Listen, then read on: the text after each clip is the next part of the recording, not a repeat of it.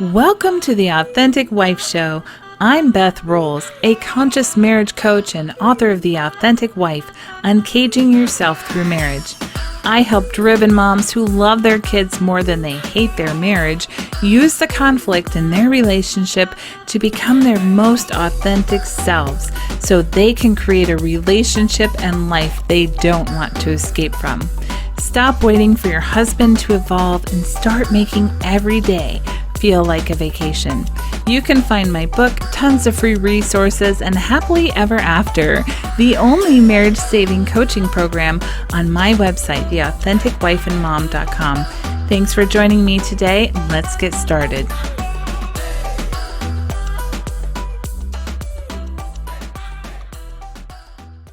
Thank you for being here, Debbie. I'm so excited to meet you and connect with you today. This topic is very important to me, and I have so many clients who are thinking about their dreams and living in an authentic way, and they're taking huge, brave leaps from the traditional path. So I can't wait to explore this with you. So welcome. Oh, thank you, Beth, for having me. I really appreciate it. And I'm looking at you, and you have so many signs and symbols behind you that are so kind of fun. I see some infinity and a heart, and I'm like, oh my gosh. But you are beautiful. So I'm glad to be talking with you and your smiles.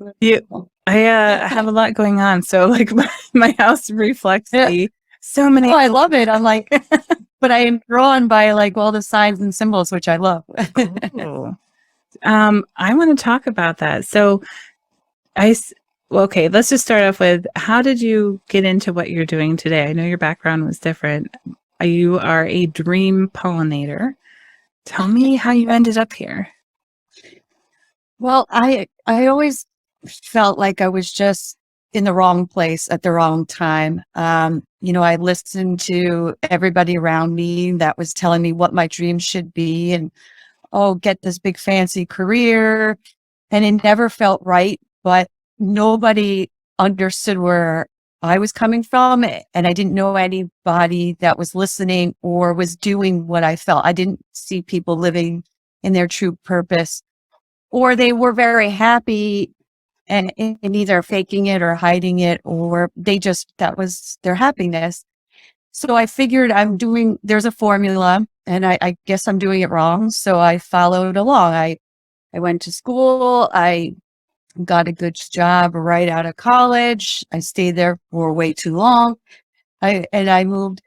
I just kept moving up because I was told, oh, no, you got the more money, the better title. That's where the happiness is. And I'd be like, all right, well, it's working for other people. So that must be it. And I'd get there and it'd be like, well, this is worse than the job before. And I just kept climbing and thinking I was going to find it until I got where I felt was the height of my career of being in a C-level position. And it could not be more wrong for me. And I knew that if I stayed, I was just going to be dead in 6 months for whatever reason. Either I didn't go out of my way thinking like how I was going to end my life. I just thought that being in this life would end me. And I just felt dead inside, and I couldn't look at myself in the mirror because I didn't even recognize that person. And I was disgusted by the whole thing. And I just was like, God, I don't know what to do anymore. I have a nice job and it's definitely supporting me, and but it's not answering any of my problems. It's not making me happy, and it's not about the money and the title. I could care less about. What am I doing? And I just heard him say, I need you to start writing and just leave and don't worry, and I'll take care of it. And I was like, that sounds like a good idea. Cause I love that message. There's been so many times where I heard that distinct voice and then I ignored it or yelled at it. And I didn't really believe it was God until the message before that, which had been so many years before that, where I was like, why didn't I listen? And I was like, was God. And I was like, the next time he talks to me, I'm going to listen. I'm going to do whatever it is. And that was the message. And I left, and that was back in 2017. Oh. And I wrote 3 books in 9 months. And I was just writing, and I wasn't really going with it needs to say this, or this is the message. But the distinct message that came out was following your heart and, trusting what your soul is telling you, what your gut is telling you, what your heart is telling you, and that it is from God, and that you are so loved and connected. And, I call it my cheerleader team, your people that your life that have passed, and angels and saints, and definitely, of course, God. So, I just started seeing signs and symbols all over, and I, just felt loved and comforted, and that message came out. So then I realized that I needed to take it a step further. So I started doing speaking engagements and going on podcasts like yourself, and taking it a step further, really working on helping people. So I call it the Dream Pollination Program, because everybody has a dream that they wish they could fulfill, or that they wish that they had done. It could be silly, it could be very deep, it could be a career, it could be a trip, anything. And I realize we're all giving that as a sole purpose. So I say pollination because my name in Hebrew is Deborah, and it represents the bee seeker. And the bees are pretty impossible. So they just want to make everybody around them happy, because if you're happy, you're successful, and everything is positive and wonderful, and you just love your life. So, they are doing pollination all the time. And, honey is a curing, used for cures, and it makes you feel good and warm. And so everything they do is just beautiful flowers and making sure everything's beautiful, because all they want is success. And when we all love to, our first reaction when a bee comes closest to us, we freak out and we start waving our hands, where they're just like, but you're sweet and loving, and I just want to give you a little hug. They don't want to sting you. They just, it's a sign. It's a true sign of, they're trying to tell you something, of like cheering you on, like, I'm with you, I'm here. I just want to let you know, like, I'm cheering you on. So I call it the Dream Pollination Program. And it's just about getting yourself into the best version of yourself, because the more you're true and nourishing to yourself, you're feeding yourself goodness, then your heart, what your heart wants, starts to come out, because we feed ourselves such garbage. I mean, watching TV shows that are violence and social media, everybody's got a message, and it's not always positive, and you're always jealous of somebody. So we're feeding ourselves all of this. And once we learn how to kind of rid ourselves of all this negativity, we get in closer to ourselves and really find what's on our heart. So it's pollinating yourself and, taking care of all the important things. You're making sure your health is in the right place, making sure your finances are in the right place, making sure that you're getting education that you need, ongoing. Some people want to further their education, and that's one thing, but always learning, making sure you do have a strong connection with God, just really making yourself the most well-rounded person, to be pure, to find your dreams, and, we'll create a path to get there, because they're yours, they belong to you. And once you realize that, and you're like, I'm going to do this, you'll see all these doors open for you. Yeah. Oh man, what courage it took for you to be able to listen to that message and leave that job behind. Although, I think it's sad that sometimes we have to get to that point where it's like a soul sucking, I'm going to die if I stay here any longer kind of situation. But, that's what it took. And then you took the leap, and that's just amazing, because it just is so much courage to trust in that voice and to know, I'm going to be supported. And I have experience with that as well. Wasn't in the soul sucking place, but I did take a leap like that from a job in engineering. And I remember my coworkers saying, you're doing what everybody wants to do. I don't think we realize how unhappy most people are in their traditional path kind of role, and we live to make other people happy. You know, like we're kind of like the bees, and we're just going along trying to make our parents proud or do the right thing or make the right money, and that's not where happiness is. You mentioned when we started about signs and symbols, and why does that draw your attention? What do signs and symbols do for you, or how do you know when something is a sign to, hey, make this jump or go this direction? I that everybody's answer is different, and it should be, because they're assigned for you directly, and some of them are pretty common. When I first really recognized that I was getting signs was in kind of a prayer of desperation. It was I was exhausted. I was confused. I was lost.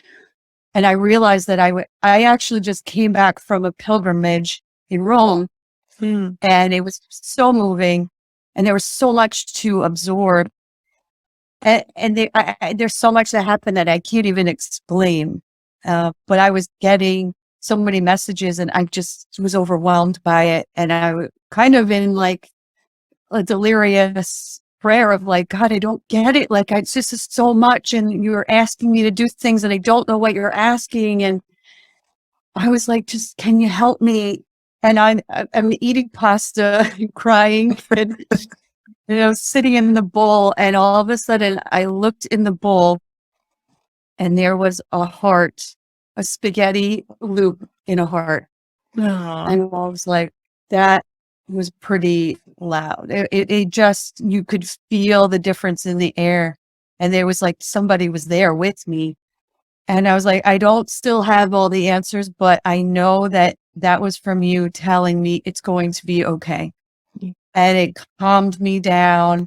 And then I started seeing hearts everywhere. So if you go on my Instagram, you'll see I posted that heart with the spaghetti, and then I just was seeing signs, hearts everywhere, and people were like, "Did you see a heart today?" Like, "Did you see one? No, where?" And then they just got deeper, and then I was seeing feathers, and then I was asking more direct prayers. So I was like, I would like to hear from so-and-so, or I would like an answer about a career move, or, just any direct answer. And then I started to get pennies, and I would get them, and I was like, there's something I'm supposed to know from these pennies. Like, so I got one day 2 at the same time, and I just scooped them up, and I was like, there's something I'm supposed to know from these 2 pennies. And I was like, well, what do you get from a penny? I'm like, well, read the year. And I read the year, and one was 1984, one was 1973. And I was like, well, I have no idea what that means. So, but then I went, well, wait a second. I asked for a relative to send me something, but I didn't say this relative or that relative, but I thought a little bit about it. 1984, I realized, or I went and found out, was the year my godfather had died. And he sends me lots of messages. And 1973, I knew I didn't remember what a good friend of mine, when she had passed away. I didn't remember the year she passed away, but I remember the year she was born, because she was a year older than me. And I was like, well, that was the year my friend Nicole was born. And so it was from both of them. And my friend Nicole, before she passed away, one of her favorite songs, and it was her wedding song as well, was that song "Over the Rainbow." That's like the guy sings it with the ukulele. I love that. And I'm like, I can't stand that song, because she was like always, she was always playing it, or it was on a playlist or something. And she'd be like, oh, great, because I'm just going, she knew she was going to die at this point. She's like, great, because, that'll be my sign for you. So I don't hear that song often, but when I do hear it, I know that it's her. And I usually often see a rainbow, not that much further. So you kind of get one sign, and then you kind of learn to kind of take it a step further. And I always tell people to just, if you are excited about wanting to see signs and symbols or think that you don't, just say, I would like to see a yellow butterfly and I would like to see it in 48 hours, and just write it down and make a note of it. Just put it on something about writing it down, makes it permanent, authentic, and wait for what you see. And you'd be amazed of how it shows up. And, when I first did it, I was all mad. 48 hours and I didn't get one, but I was forcing myself. I was on Pinterest looking for butterflies, and I was forcing myself the butterfly just to make sure it happened. And I'm like, but it didn't authentically happen. And I was really upset. And it was maybe like the 50th hour. And all of a sudden I got an alert on my phone from somebody that I don't really know that well. I had only spoke to her 3 or 4 times in the past year. And she tagged me in a post of a painting that she drew that was a yellow butterfly. And she said, I don't know, I just felt this feeling to tag these people that needed to see this today. And I was like, I've been waiting for my yellow butterfly, and there it was. Mm-hmm. So, and other people tell, fascinating stories. Like maybe it wasn't a yellow butterfly, but maybe it was a butterfly that came and sat on their finger, or, just kept following them, or, so everybody, it happens for people in all different ways, and just welcome it and just be excited of how it's going to come to you, because they're everywhere. So when we were talking before, I didn't notice the heart behind you until you were like, let's go. And I'm like, wait a second. Yep. And then I noticed behind you, you have the infinity. And then I saw love underneath it. And I'm wearing earrings that say love, which that would probably can't really tell. And then is that an owl as well behind you? There is an owl there. So that is a spirit animal that I get often of. Sometimes it's like a reminder of wisdom, and you're seeking the right things, and so there's a lot going on that I'm like, I want to know more. Right. That's exactly why that's there. A spirit animal of mine too. And of course that's the one from Harry Potter, but now it's like, give me all the owl things. And the heart is actually in a painting that I painted just like randomly, sat down with paints and canvas one day, right after we moved into this house, probably like 2012, and all this weird crap came out. I'm like, what is this? So I just tucked it in the closet. I was like, nobody will ever see this. And then I wrote my book, The Authentic Wife. And I was like, oh my God, everything that I wrote about in this book is in this painting that I did 6 years before. So it became the cover of the book. Now I hang it in my office. And the infinity symbol is what I use to represent the framework that I do of going inward and then taking your work outward. So that's cool. But I love this about signs. And I learned this kind of during my journey too. It's like, they're just confirmation that you're supported, and that you can ask, like, is this the right move? Show me a sign. But just anything that can show you, like, there's more to life than just, making breakfast and going to bed. Like, there are other things out there, other energies supporting us all the time that we can tap into and ask for help and hear from. I think it's just so cool how you got tagged in that, and she didn't know why, but she just followed it. I've had that too, where suddenly somebody will send me a message and they're like, I just feel like reaching out to you. I was like, well, imagine that, because I was just asking for somebody to give me, some encouragement. This is the work I need to keep doing. And there she was. So very cool. Very cool that you did that. I think that the discovering the dream is one of the hardest parts for most people. Like, they know they have some way. I was just talking to a client about this the other day. She's like, there's something I'm meant to be doing. Like, when they read my eulogy, it can't just be about my resume. There has to be something else there. And she's just a little bit unsure of how that self-expression is going to happen in the world. How do you help people begin to identify what those dreams are that they could or would like to be following? It's yours for a reason. And, we all have jobs that we have to do, and some of them are daunting, and, we may not feel like we're making a difference in the world, but you are. It's when you pass away, and you talked about what's in your eulogy. You know, those are just quick words from a reference of somebody that, they're only going to tell you what they know and see. But what's interesting is when somebody passes away, the little things people come up to you and say, like, "Oh my gosh, she helped me with my groceries," and "Oh my gosh, she was so great. She gave me a ride, and it was raining, and I was going to miss my train." Those are the little things that matter, and that what people resonate with. It wasn't, "Well, you were an engineer for 30 years." And Right. I mean, but everybody will have a great story to tell. I actually, a friend of mine just passed away um, a few weeks ago, and I used to work with him, and he was that person at work. Like, I would have panic attacks on my way to work because I was like, I just don't want to, like, he was horrible. He was just this horrible person. And he was just make it torturous. You're 8 hours there, and it was painful. And then he turned a corner, and he found God, and he became a nice person. I mean, with his hardcore approach, but he became a very nice person.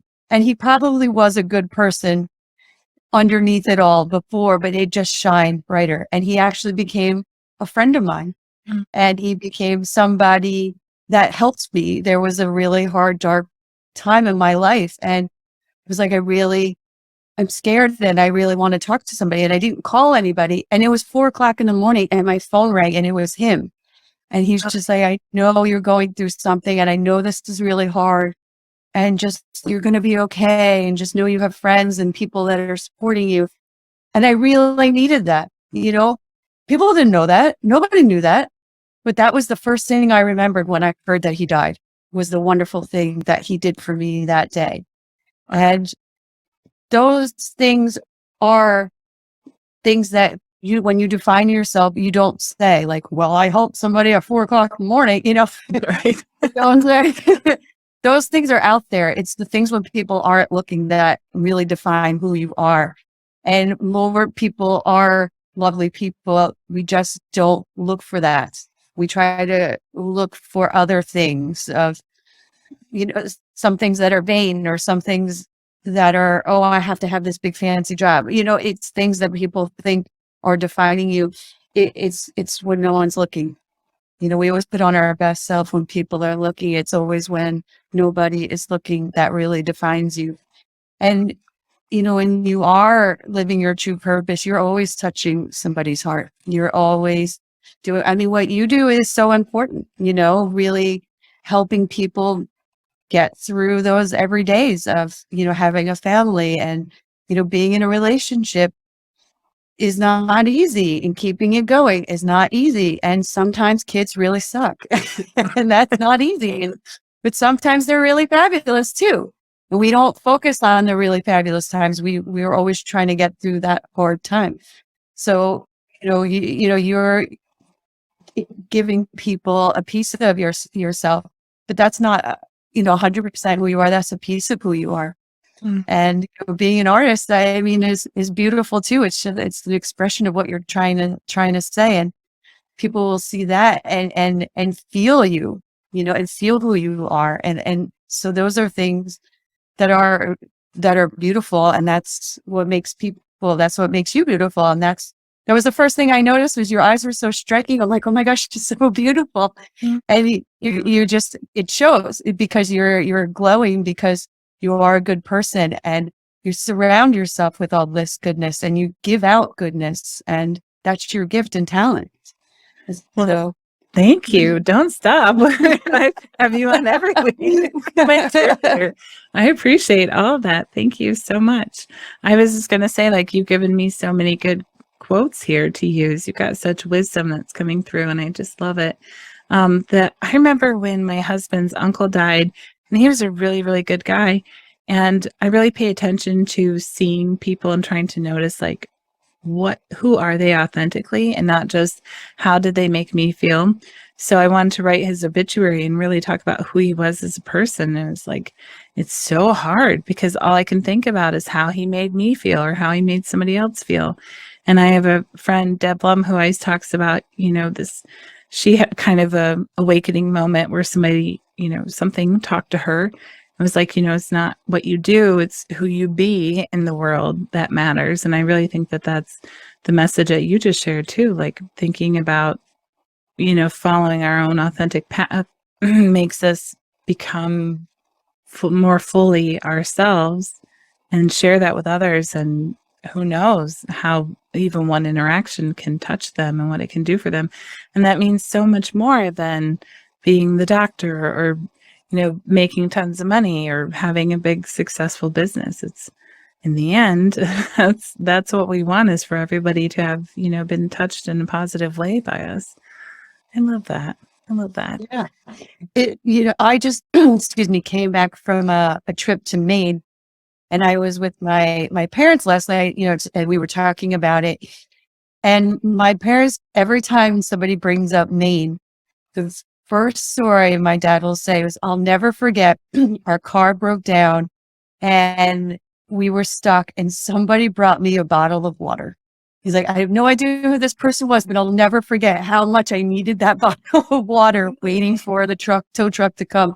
And it was just perfect timing. And, it's like, I wish, so you're always remembered, like some of those unidentified people are those beautiful memories. So that really touched my heart. That was really important to me. And, so there's so many of those beautiful acts of kindness out there that really make a huge difference in this world. You're really proving the point that we are just always supported in ways that we don't even know. That's everything I'm hearing, is just how much we are supported. And it's definitely, when you turn your focus and your attention to it, I think that that's absolutely true. I can think of, my husband was an answered prayer. I remember just breaking down my room one night, like, who are all these jerks? And where is the guy that's actually for me? And send him my way. I believe that you'll bless me with the right guy. And then there he was. So it's easy, I think, for us who have so much evidence of how much we're supported when we've turned our attention to it. But what do you tell somebody who's so afraid to either take the leap, or there are just so many fears blocking them from being, who they really came here to be? How did you manage those fears, or how do you help your clients do that? Yeah, so that's the hugest part, is the fears and the anxiety and the I can't. So I call that dream crushing 101, because I get people super excited when I speak to them, and I say, I'm going to tell you right now, you're going to walk out of here, you're going to feel really, really good, and you're going to go home. And I pretty much guarantee you're going to go straight to your spouse or to one of your kids or to your best friend. You're going to want to grab somebody right away and be like, I'm going to leave my job and be an astronaut. And the first thing that's going to come out of their mouth is, no, you're Right. not. No. Sounds crazy. So no, so you have to first learn. You're going to go, your mind is going to get excited. Like, I want to do this. I want to do this. And it should. It absolutely should. And you need to start writing all these dreams down, put them on paper, and really look through them. And they're, really resonate with what is going to start first, all of that. But, you have to get through your own dream crushing, and you automatically are asking for validation the second you go and tell somebody. And if you're asking for validation from somebody that's obviously not you, you know what the answer is going to be, and you automatically put yourself back into the no. See, I knew it. I knew it wasn't going to happen. Nobody supports me. And it's like, no. You need to work on what your dream is. There is a lot of steps to really define it. And what is your true dream? What is a goal? What is going to give you your sole purpose? what is it really? And that is a bit of a process of prayer, meditation, really spending time with yourself, really letting go of all these layers of fear and the no's and I can'ts and who's going to say no first and all of those things. And you have to learn how to deal with that. And you also have to learn how to build your dream team. So you have to be confident. You have to have a path. You have to really exude it that it's not there. There is no option of no, because that doesn't exist. Because you're like, I know this is coming together. I know this is going to happen. So, you get your dream team together, you sit your family down, whoever it is that you want to invite, and you want to invite the people closest to you. I'm leaving my job and I'm going to be an astronaut. I'm going to NASA, I'm going to spend all this time, I have a program and I put 3 months away from my job so that I have a security blanket. I have another avenue if I deplete that. You go in and you tell them the really high points of your plan and say, I'm doing this and I want you to be on my team. And the more confident you are, you're still going to get people that are like, no, I don't think so. And, but that's okay. That's not the first person you're going to go to when you need help, when you need advice, when you need to cry on someone's shoulder. That's just not your first person. And part of the definition is, what somebody else's dream looks like for you is, and what you thought your dream looked like for you may not look like that. So, my cousin was always told by his father, like, you're going to be a quarterback for the Giants. That's it. That's what it is. Get into the gym, get on the team. And he's just like, I want no part of football. Like, I just don't want anything of it. But he became extremely successful at what he does. And you know what? He got his father to meet the Eli Manning, quarterback of the Giants. And, it all worked out, so he became successful at what he does. He got his father the answer of, here's the quarterback of the Giants, and I'm doing some work with him. And, it may not look like that. The guy that wants to be the baseball player, but he's never played baseball, and he's in his later 50s, early 60s. It may not look like that. And people are going to dream crush you because why that's impossible. That can never be. But what does that mean to you? What are the feelings that having that title, being in that job, what does it mean for you? So it means a lot of things. It was, I like to be appreciated and get a cheer for making a quick hit. I like traveling and seeing new people. I like the excitement of working on a team, all those things. Well, there's jobs that give you that. There's places that give you that. And, defining that gets you to what that means for you. And so you have to really realize that dreams keep evolving, and you might have had a dream as a child and it might be completely different now, but it's how does it make you feel? And a lot of people always ask me about, well, like fantasizing and dreams at when you're actually sleeping.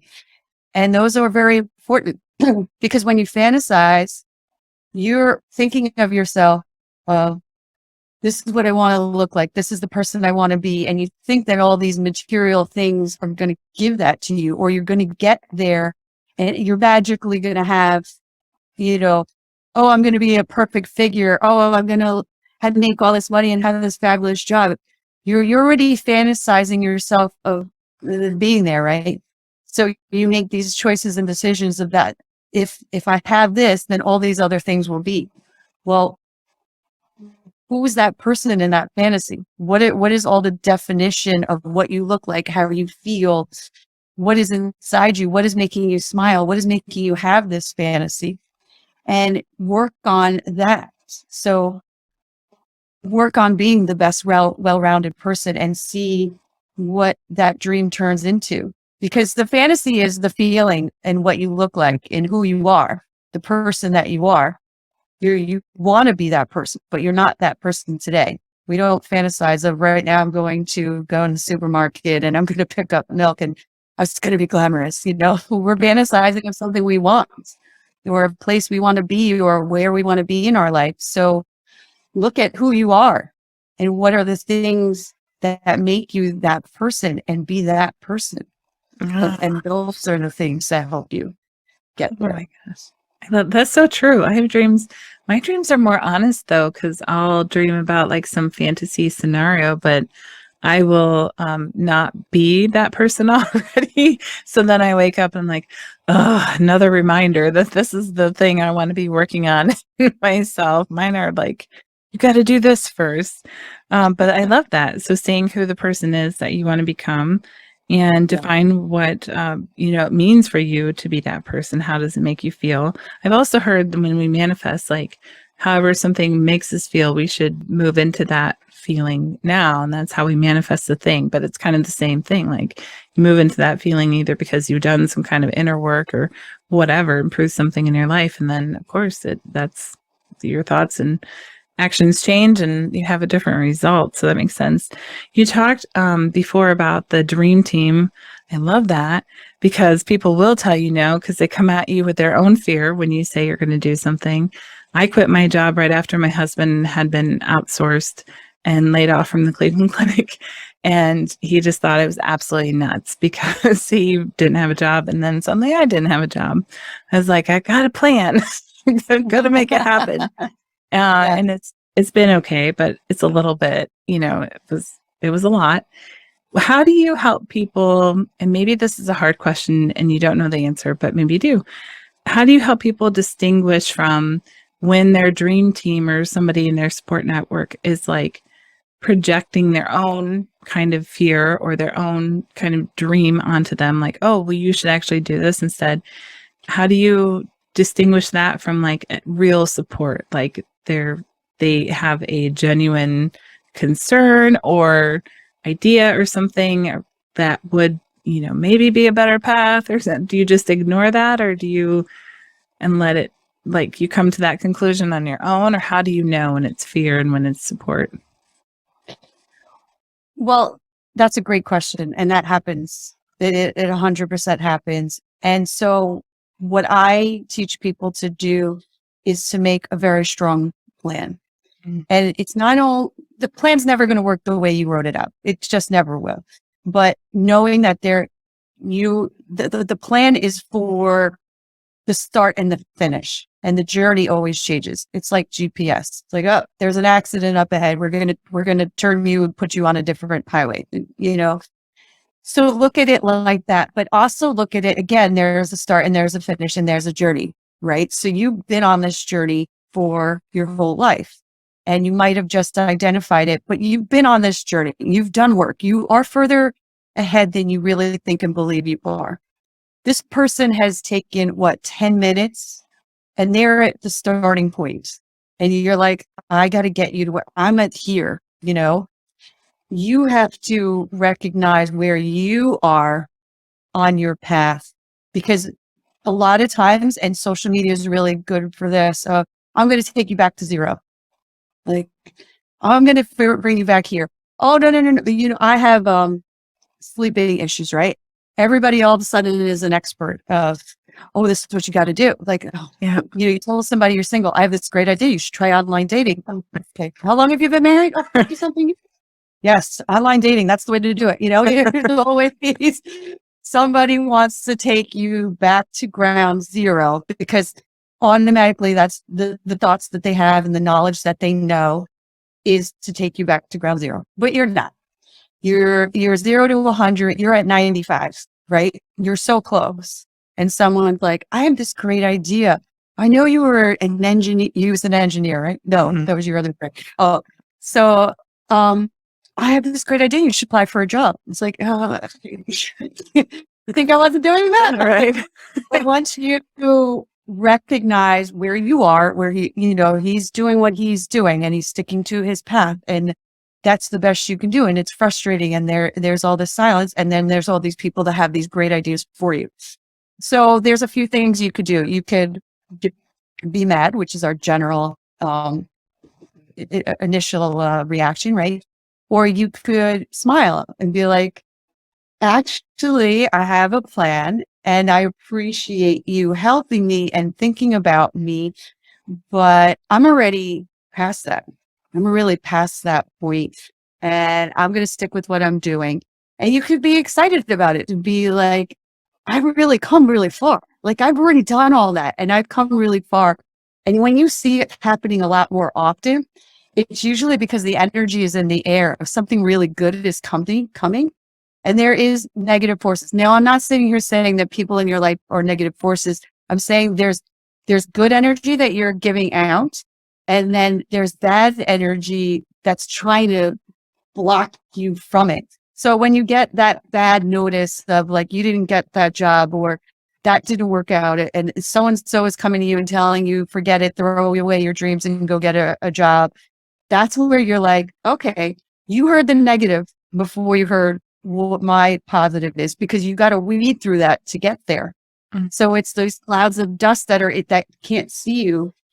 But so you could be like, just say no. Be like, no, that's not it. No, that's not the way, because that is just clearing the clouds of dust and gets you further.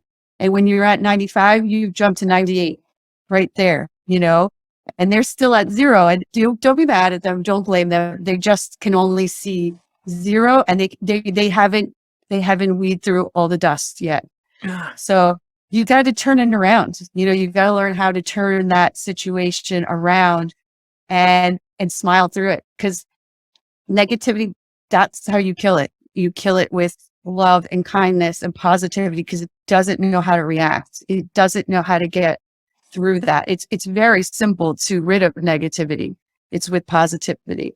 So you got to know where you are on your dream cycle, on your dream path, on your dream journey, where you are, and know that you've come so far, because you have to really be secure at each step of the way, because you are going to be tested that whole way. And it's not bad. It just shows you where you are in your path. And, that's the greatest part is, not I don't want to call them haters, but just letting those negative forces try to do their work. And you're like, no, you're not going to win. You are not going to win. And that's just showing me that I'm that much closer. And you'll see that dust disappear, and you'll see yourself grow a little bit more. Oh, I love that. That confidence is everything. And it's such a good point that like they're at 0 and you're already at 95 and moving up, like they can't see how much you've done. But I also love that you say like you have a strong plan. And that's something I've told my clients before. Like we can tend to be kind of like up here and ungrounded with our ideas and know that we're moving with inspiration, but we forget to like ground the idea with some kind of plan. Like for me, I probably would have preferred that I'd made a business plan before I left. So I had at least something kind of guiding me on the day to day of like, okay, now what do I need to do? And what's this going to take? And what's like the time frame to actually get that thing built? So I know that you have a program. People can find you at debbykrusz.com. That's KRUSZ.com. Tell me about your program. Like, do you support them to make this plan? Are you like cheerleading them when somebody's coming in with their negativity? How do you help them fulfill, like, see this dream, make it real? Yes, I work with clients one-on-one, and, everybody, I call it a dream because everybody's purpose and reason is different. And usually it comes with, I hate my job. It usually starts there. I hate my job. I'm in a bad relationship. And usually that's where you can really get to the core of what are you doing for your everyday life to support your everyday life. If that is making you upset and miserable, everything is going to be miserable. Your relationships are going to be miserable. You're going to migrate to things that feel good in the moments, like eating bad, substance abuse, watching things that are unhealthy. Those things are just quick fixes to get you through the everyday and the feel good, to feel good in the moments. So it's identifying all of that. It's really coming in with all your bags of crap and putting it on the table, and let's go through it together. So, really